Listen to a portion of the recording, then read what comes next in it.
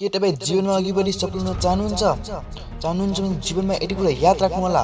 Number 1, जुन चिजको जति भ्यालु छ त्यति भ्यालु मात्र गर्नुहोस्। नम्बर 2, हरेक दिन ज्ञानी पुस्तक पढ्नुहोस्, साथै नयाँ नयाँ कुरा सिक्नुहोस्। नम्बर 3, आफ्नो लक्ष्यलाई सहयोग पुग्ने कामहरू गर्नुहोस्। नम्बर 4, आफ्नो स्वास्थ्यको ख्याल राख्नुहोस्, जस्तै स्वास्थ्य खानेकुरा खानु, कसरत गर्नुहोस्, शरीरमा पुग्दो पानी पिउनुहोस्, प्रकृतिसँग रमाउनुहोस्। नम्बर 5, इन्टरनेटबाट एकछिन टाढा रहेर आफ्नो परिवारसँग समय बिताउनुहोस्।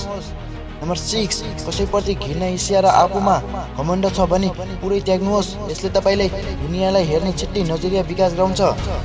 नम्बर 7, सबैसँग हाँसेर कुरा गर्नुहोस्। नम्बर 8, जिन्दगीको हरेक पलहरू हाँसेर वा खुलेर बिताउनुहोस्।